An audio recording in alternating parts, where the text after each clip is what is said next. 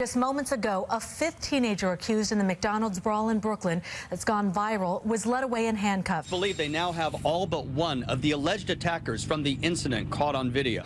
One of them will be charged as an adult, and we just checked in with the clerk's office. They say that teen has a warrant out for her arrest on a different case, but wouldn't specify. New York police are questioning a teen in a brutal beating caught on tape.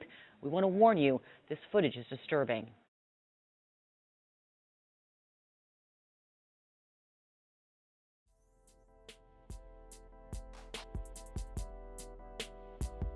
The video made me feel like I just don't understand why this has to happen. Why can't the world be normal? I felt disgusting when I see everybody just jump that poor girl. It broke my heart because I never want to see somebody go through that ever, not even my worst enemy.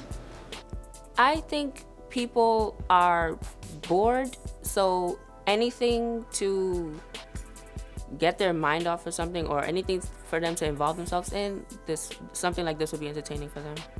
Because you could say that we're fostered into having a mindset that is geared towards violence from an early age. These teenagers are putting a bad image to every solid teenager out there nationwide. Human society has gone downhill. It's entertaining, sad to say, that's what we've come to. It's more about seeing what happened instead of trying to prevent it. Because I guess people don't want to stand out and be that one person that actually helps out somebody. I understand that that's the noble thing to do, but also you have to look at your own self-interest and your own safety. They don't want to look like a goody two-shoes by calling the police. I feel like no one wants to be involved with the police, ever. Like, even though, obviously sometimes, it seems like, the right thing would be to get cops involved, but, at least from my experience, cops have never responded well. I mean, the way my grandfather and everybody used to explain it, they used to say that people handled fights one-on-one. I don't believe it, but hey. When you had a fight, you went out, the two of you stood there, you duked it out for a while until one of you got hurt a little bit, and then you saw who was gonna win, who was gonna lose, and that was it, you stopped. Maybe you were even better friends, you were friends after that instead of enemies. It was kind of weird. It was less like telephone, like one ear from another. They were more direct about it, but now contemporarily is more of a whisper, whisper, whisper. Media plays the role of the ringleader in this situation because on social media, this is all you see, fights, drama. The first thing that they do when they have an issue with somebody, let's go to social media and pour out my feelings so that other people see it and they instigate it and they make up lies and go tell that one person, then the other person gets upset, and then it ends up like what happened at McDonald's. Now we're getting to a point where people aren't even just standing around and watching, they're filming what's happening. If you have footage of a fight, it kind of makes you more popular. It kind of makes people want to gravitate towards you because you have the source that everyone needs and everyone wants to see the fight as well. Between a bicyclist and a guy in a pickup truck over here, they both got out, they were yelling at each other, they were getting ready to fight. I said, I didn't have a cell phone at the time. I was saying, somebody should be calling 911, and everybody was like, had their cell phones out or were getting closer so they didn't miss the fight, So, these were grown-ups, not kids. I think it's now it's sensationalized, right? Like they know they record it, there's a direct audience that they could have in 1 second. People sharing the video makes more people watching the video. Facebook works like this. If you get a fight on camera and you post it, you get likes. And children, teenagers nowadays love the attention, love that people know them for this and for that. So the fact that they got a good angle of the fight means everything. They got it.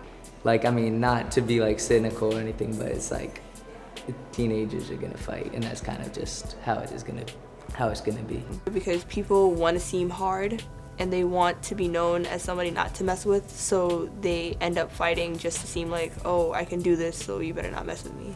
Because it just seems like all they care about is their phones and having street cred and just being tough to everybody, but it's just how it is.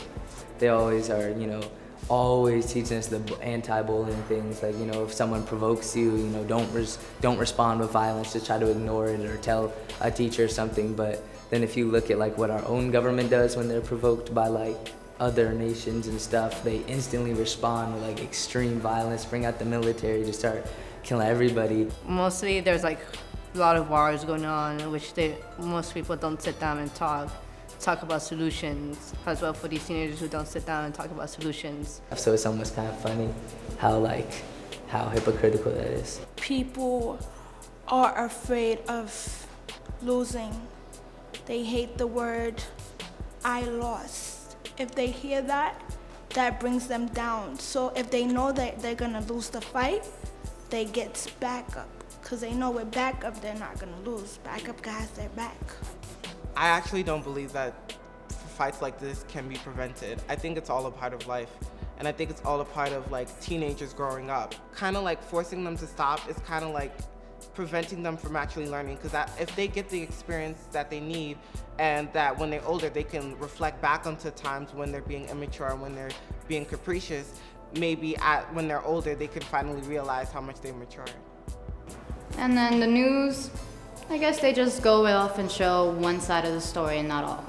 Put it like to Channel 4, they say one story, then you put to Channel 7, they say another story. It gives adults the idea that the streets are getting rougher now, so kids wouldn't be able to do or wouldn't be able to hang out with friends in the most simplest of places now. Adults are gonna say that, oh, all teenagers act like that. Well, in reality, not every teenager acts like that. Maybe had the media showed us in a more positive light and kind of balanced that, it would kind of really show how accurate us teenagers are. There's teenagers and they've done good things for this universe, and yet people don't give them credit. We see them on the news maybe once and then never again. Meanwhile, this fight goes on the news like 3 times.